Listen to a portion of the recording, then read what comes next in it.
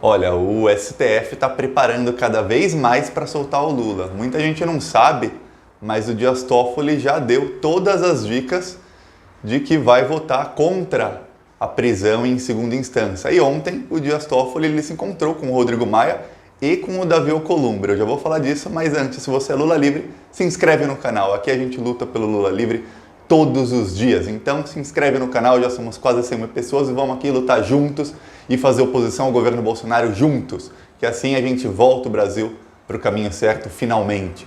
Agora vamos falar sobre STF, Celso de Mello, Dias Toffoli e Lula Livre. O Dias Toffoli confirmou ontem que no dia 7 de novembro, guarda essa data, 7 de novembro vai ser o dia em que o STF vai continuar o julgamento da prisão em segunda instância. Tá 4-3 a votação, mas todo mundo sabe que tem 5 ministros que vão votar a favor, 5 que vão votar contra. O voto de Minerva é do Dias Toffoli. O Dias Toffoli, ele falou que ainda estava pensando, e aí ele deixou todo mundo preocupado. Apesar das pessoas mais próximas ao STF terem convicção de que ele vai votar contra a prisão em segunda instância, ou seja, ele vai ter um entendimento de fazer valer a Constituição, o Dias Toffoli disse que estava pensando. E depois ele disse, um dia depois, que o voto do presidente da corte é diferente do voto na bancada. Por quê? Na bancada, anos atrás, o Dias Toffoli votou sempre contra a prisão em segunda instância. Sempre.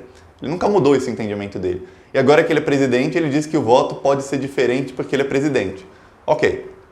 Aí ontem ele explicou isso. Ele tomou a atitude que mostrou do que ele estava falando. Ele enviou para o Davi Alcolumbre, presidente do Senado, e para o Rodrigo Maia, presidente da Câmara, um projeto de lei que acaba com a prescrição de crimes após o julgamento em segunda instância. O que isso quer dizer? Veja bem, um problema que muita gente diz era da impunidade. Por quê? Porque a pessoa não era presa em segunda instância, a Constituição valendo. Se a Constituição vale, a pessoa só pode ser presa, considerada culpada, presa depois do trânsito em julgado, ou seja, quando não tem mais recurso nenhum, quando a pessoa já foi condenada até no STF. E muitos casos prescreviam. Por quê? Demora o julgamento 5 anos na primeira instância, mais não sei quantos anos na segunda, mais não sei quantos anos na terceira, mais não sei quantos anos no STF, o caso prescreve, ou seja, o crime não é punido nunca. Vários crimes no Brasil prescrevem depois de 15, 20, 25 anos. E muitas vezes, principalmente com políticos do PSDB, o senhor Fernando Henrique Cardoso se aproveitou muito disso, os crimes prescrevem e eles nunca são julgados, eles nunca são presos e fica essa impunidade. E aí, a prisão em segunda instância, muita gente disse, inclusive alguns ministros do STF votaram usando esse argumento, ela acabava com uma certa impunidade, porque o cara era condenado na primeira instância, era condenado na segunda e já ia preso. O que acontece é o seguinte, principalmente os políticos, os tucanos, principalmente lá em Minas, o julgamento demorava 10, 15, 20 anos só na segunda instância. Por quê? Porque eles tinham controle sobre quem é o juiz e quem não é.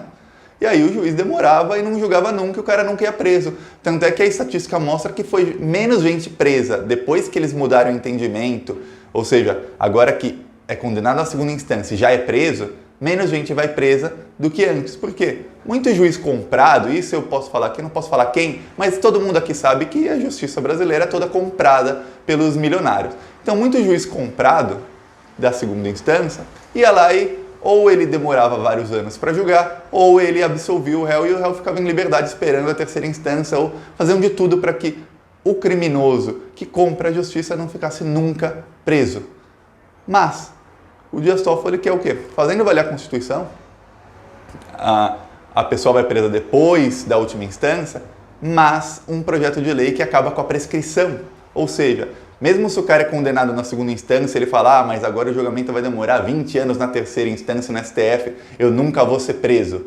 Não tem mais prescrição. Então, mesmo que demorem, no fim, se o cara é corrupto, ele vai acabar preso em algum momento. Então, o Dias Toffoli, ele tenta agradar os dois lados. E com isso, ele acena que vai votar contra a prisão em segunda instância, ele vai votar para fazer a Constituição valer. Porque ele não pode, ninguém pode mudar a Constituição, é cláusula pétrea a cláusula, o artigo 5º, que diz que só pode ser considerado culpado depois do trânsito em julgado. Então não tem como mudar isso. Tem gente a Raquel Dodge, a ex-procuradora-geral da República, tem gente no Congresso que diz que a gente vai fazer um projeto de lei para mudar isso no Código Processual Penal. Não adianta, a Constituição está acima de tudo. A Constituição diz que ninguém é considerado culpado até que se esgotem todos os recursos, que é o trânsito em julgado.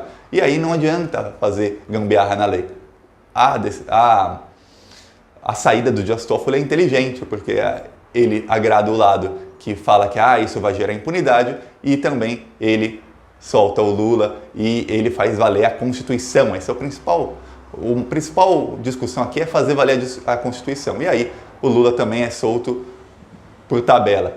Outra coisa é que o Celso de Mello, ontem o Bolsonaro atacou o STF. Ele postou um vídeo de um leão, acho que é do Rei Leão esse vídeo, eu não sei, sendo atacado por hienas. E nas hienas ele colocou o STF, colocou a Globo, colocou a Folha, colocou o PSL, que é o próprio partido dele, o PT, Movimento Feminista, e disse que essas hienas querem atacar o leão, que é o presidente Bolsonaro, mas que o patriota conservador, que retardado, o patriota conservador vai ajudá-lo e vai acabar com essas hienas e o Bolsonaro vai voltar a triunfar. O Bolsonaro na verdade, ele está testando uma ditadura. Inclusive, ele foi para a China, que é um tipo de ditadura, é uma ditadura. Ele foi para países que têm ditaduras sanguinárias. Hoje mesmo ele está com um ditador árabe. Ele falou que qualquer mulher gostaria de passar uma tarde com um príncipe. Pois bem, o príncipe árabe é aquele que assassina jornalistas que são contra ele. Ele é um assassino. O Bolsonaro está reunido hoje com um ditador assassino. Ele foi nos Emirados Árabes, no Catar, onde há ditadores. É ditadura. Então o Bolsonaro está aprendendo como se faz ditadura. Ele gosta dos ditadores de estimação dele. Pois bem, o Bolsonaro atacou o STF e o Celso de Mello, que é o decano, para quem não sabe, ele é o ministro mais velho da corte, ele é o que está há mais tempo lá. Ele atacou o Bolsonaro, ele disse que o Bolsonaro passou dos limites e estão cobrando uma boa ala do STF, inclusive a ala antipetista do STF, está cobrando do Dias Toffoli um posicionamento contra o Bolsonaro, finalmente. Porque o Dias Toffoli e o Bolsonaro estão juntinhos por conta da CPI da Lava Toga, que o Bolsonaro ajudou a enterrar. Só que agora não há mais risco dessa CPI. E o Dias Toffoli tem que fazer alguma coisa contra o Bolsonaro. Só que o Dias Toffoli, ele, como sempre, ele quer agradar os dois lados e não fez nada até agora. Só que o Celso de Mello já está por aqui com o Bolsonaro. Todo mundo já se falava que o Celso de Mello, o voto dele é o voto de Minerva para soltar o Lula no que diz respeito à suspeição do Sérgio Moro. Ou seja, o Sérgio Moro é suspeito para julgar o Lula, sim ou não? Se sim, e quem vai decidir é o STF daqui a 2 semanas, o Lula é solto. E o voto de Minerva é do Celso de Mello. Tem 2 votos a favor e 2 votos contra na segunda turma. O Celso de Mello é o voto de Minerva e já se dizia que ele ia votar para soltar o Lula. Mas agora ele vê, e parte do STF vê, que precisa de alguém para fazer oposição ao Bolsonaro, uma oposição firme ao Bolsonaro, porque o Bolsonaro está governando sem oposição. A esquerda parece barata tonta, estão batendo cabeça, a esquerda não se une, a esquerda não faz nada, apenas assiste de camarote. Não há uma oposição, não há ninguém para fazer oposição ao Bolsonaro e mostrar um plano de governo diferente. Só tem gente para criticar o que ele faz. E o Lula? O Lula seria essa pessoa, e todo mundo sabe disso. E aí você vai falar, não, mas não vão soltar o Lula. Primeiro lembre-se de uma coisa, o Lula está preso porque ele quer. O Lula, desde o dia 12 de setembro, ele está preso porque ele quer. Em junho, 8 de junho, 7 de junho, a Procuradoria-Geral da República, que era a Raquel Dodge, antipetista, ela deu um parecer dizendo o Lula já pode, a partir de já, pedir a progressão para o regime semiaberto. E no dia 12 de setembro ele tem esse direito. Ou seja, em junho ele já podia dar entrada no semiaberto, e no dia 12 de setembro ele saía pela porta da frente da Polícia Federal e ia para a casa dele. E aí da casa dele o Lula poderia fazer lives no YouTube, poderia falar com quem ele quisesse, ligar para quem ele quiser, podia fazer política, podia aparecer, mostrar a cara, fazer oposição firme ao Bolsonaro em tempo real, inclusive fazer lives ao vivo, né? Para fazer oposição ao Bolsonaro, porque atualmente o Lula ele recebe vídeos dos advogados dele toda sexta-feira, ele assiste tudo atrasado e aí ele comenta nas entrevistas quando tem entrevista. E as entrevistas geralmente ele faz um dia, a entrevista vai ao ar 4 ou 5 dias depois. Então você nunca vê o Lula falando de um assunto atual, assim, mostrando a cara dele. Só que se ele estivesse em casa, ele faria isso. Só que o Lula não quer. O Lula, ele quer sair inocentado. E algumas pessoas podem falar, mas essa estratégia do Lula não é a ideal, ele podia estar livre fazendo, assim, na casa dele, fazendo oposição ao Bolsonaro e pressionando o STF. Com o Lula em casa, o STF não tem tanta pressão para anular os processos dele. Talvez isso já até tivesse acontecido sem tanta pressão.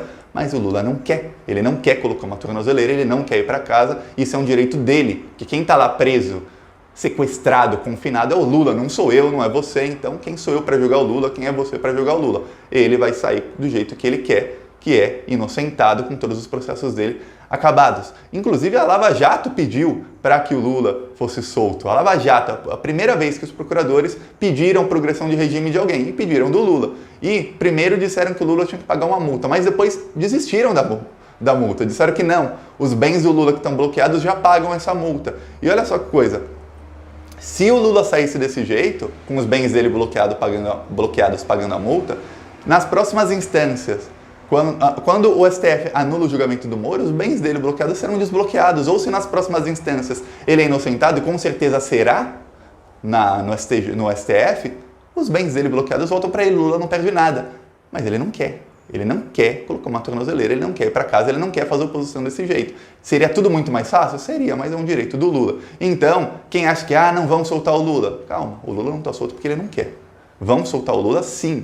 Demora. Infelizmente, no Brasil as coisas demoram, mas calma, tudo vai dar certo. A gente vê o Bolsonaro caindo, o Bolsonaro está sendo cozido em banho-maria, então o fogo dele está cada vez se colocando um pouquinho mais alto, pouco a pouco ele está cozinhando e o Lula está para ser solto e vai ter finalmente uma oposição ao Bolsonaro e talvez o Lula consiga unir finalmente a esquerda em prol de um bem maior, que é derrubar o Bolsonaro, porque até agora a esquerda está batendo cabeça igual barata tonta. Gente, é isso, agora vamos esperar os próximos passos. Eu acredito que o Dias Toffoli vá votar contra a prisão em segunda instância, como ele já fez anteriormente diversas vezes, e agora ele deu esse sinal aí de que fará isso. Há uma ala na STF muito grande, cada vez maior. Eram 4 ministros só contra a Lava Jato, lembra no começo do ano? Agora são 6, 7, 8. Só vai sobrar o Fachin, o Fux e o Barroso, que são os 3 comprados ali, os 3 amiguinhos. Comprados não, os 3 amiguinhos ali do Dallagnol e do Moro. Só vai sobrar eles. E cada vez eles estão mais isolados, mais e mais isolados dos outros ministros. Todos estão contra a Lava Jato, exceto esses 3 aí. Então é isso, gente. Vamos esperar os próximos passos.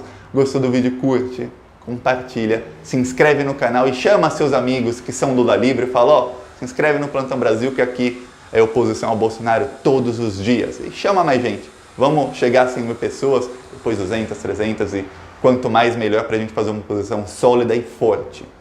Falou!